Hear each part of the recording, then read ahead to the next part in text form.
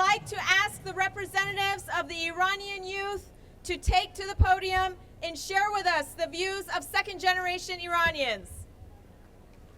My name is Mariam Mirzai, and I am a senior at the University of Georgia, currently working towards my bachelor's in business administration. I would like to open up a discussion with a few of my fellow youth members on important issues of women in Iran today. At first, I would like to have everyone introduce themselves, starting with Sadaf. Hi, my name is Sadaf Mirzai. I attend Georgia State University, and I'm working towards my undergrad in international business and finance as a co-major. Hi, my name is Donia. I'm 20 years old, and I attend Shenandoah University in Virginia, and I'm a political science student. Hi, my name is Sepida. I currently attend Georgia State University, and I am studying towards a biology. Thank you. My name is Delaram Mahmadi. I am 22 years old. I just graduated from the University of California, Riverside with a bachelor's in political science and Middle Eastern studies. It is my privilege to introduce the Honorable Tom Ridge, America's first Homeland Security Secretary, former Pennsylvania governor, and a great friend of the Iranian resistance and our loved ones at Camp Liberty. Please give a warm welcome, everyone, to Secretary Tom Ridge.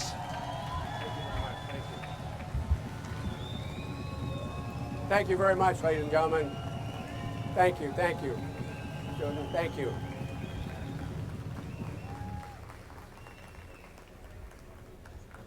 Good morning, all. It is an honor and a privilege to be with you this morning, and I want to thank you for your invitation.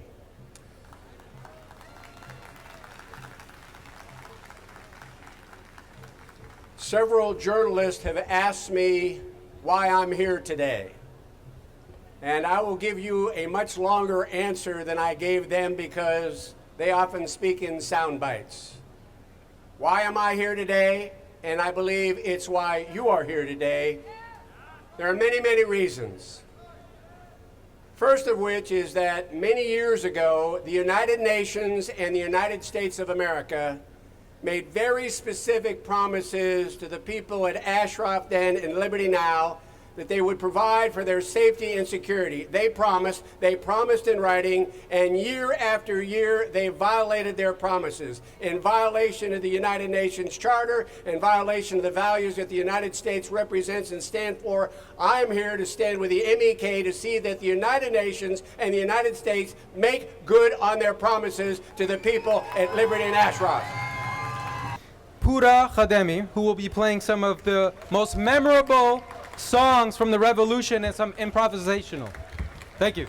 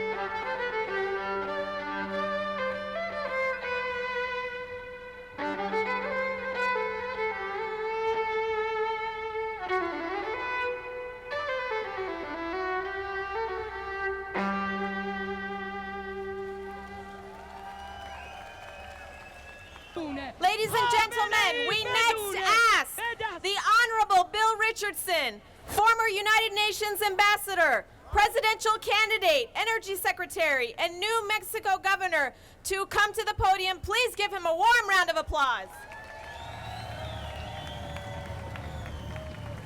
Thank you.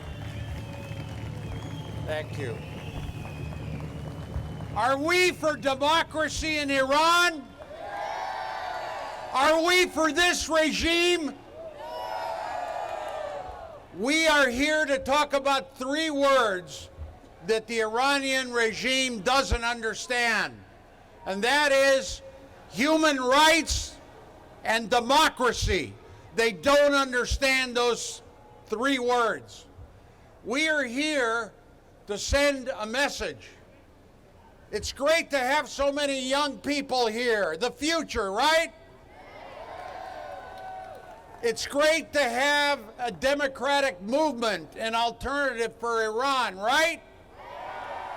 And it's you here at this rally, members of the clergy, scholars, students, activists, men, women, Iranian Americans, Iranians, people from all across the world, here at the United Nations to send a message that Iran needs to change.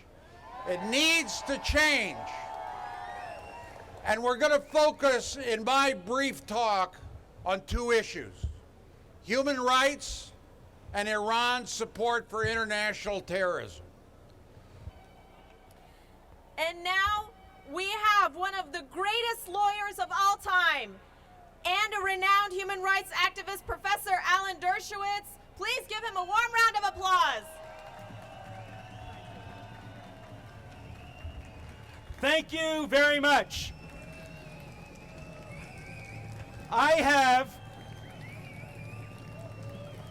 Thank you.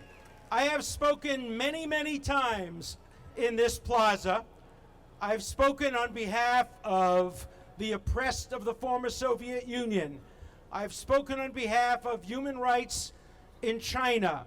I've spoken on behalf of human rights all over the world. And today it is my great honor to speak out on behalf of human rights for the wonderful people of Iran who are now oppressed by the terrible leaders of Iran. I'm going to read a letter from Chairman Ed Royce. It was written today on September 28th for the President of the United States. Dear Mr. President, I am writing to urge you to sanction senior Iranian officials for serious human rights abuses against the people of Iran.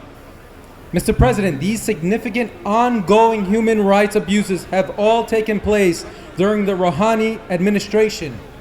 But this is not new. Human rights abuse has been a constant policy of the Iranian regime since it took control.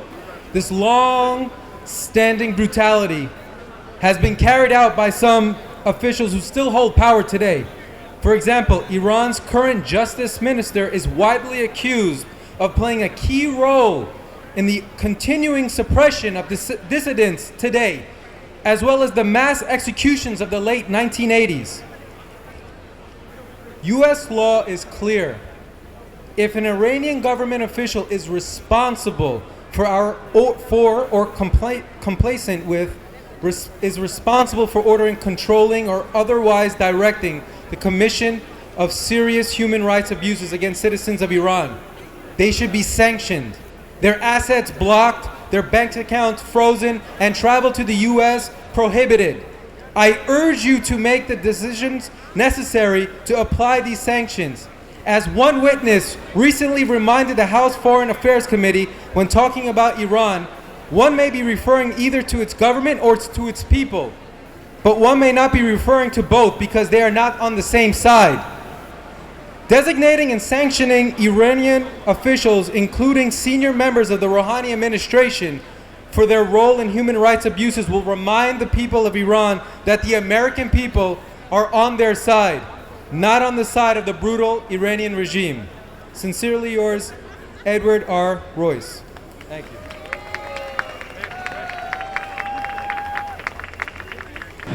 I am honored to ask Mr. Hashem Najjar and the Syrian delegation in New York to come to the podium.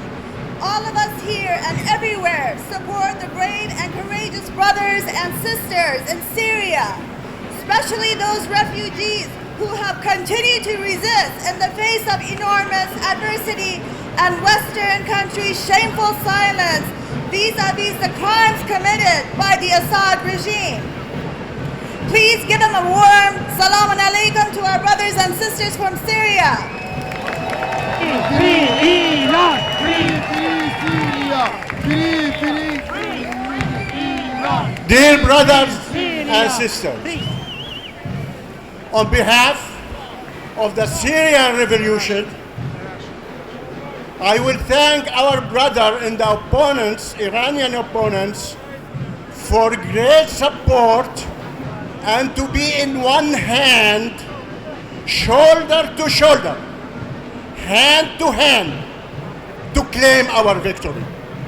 It is now my pleasure to invite the delegation of faith community leaders to join us. We are proud to have enjoyed their continued support and solidarity in this long, arduous fight for justice. Reverend Marcus Miranda, President of the New York State Chaplain Task Force. Pastor Robert Rouhani, Epiphany Lutheran Church from Brooklyn, New York. Reverend Dr. Edward Young, New Beginnings Missionary Baptist Church from Alexandria. Let's give him a warm applause. Thank you. Thank you.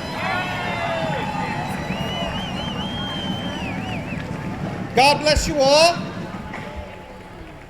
I'm here on behalf of the 1,200 plus interfaith members of the New York State Chaplain Task Force.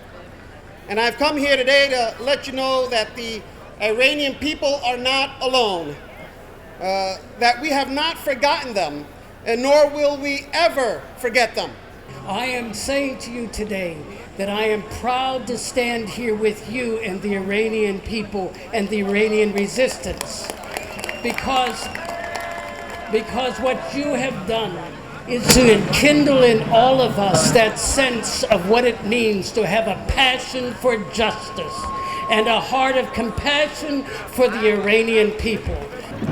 I now have the pleasure of inviting Professor Kazem Khazarunian, Dean of Engineering of the University of Connecticut, to speak to us on behalf of the Iranian American scholars, scientists, and professionals. Give them a warm welcome. It has been 35 years. 35 years that we have echoed of the cry of the Iranian people in front of the UN. We have been consistent. We asked again that the United Nations and the world listen to us.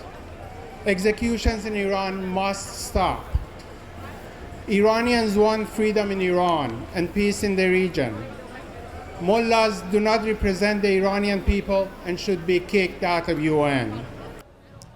Ladies and gentlemen, it is time for a great solo performance by the beloved Helena, who will sing for us. Let's give her a warm round of applause.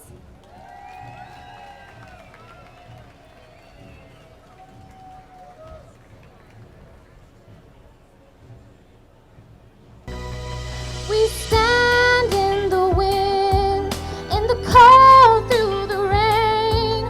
We walk through the storm as it rages away. In the dark of the night, our faith lights the way.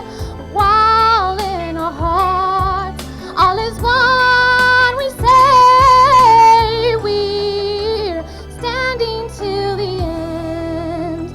We're standing till the end.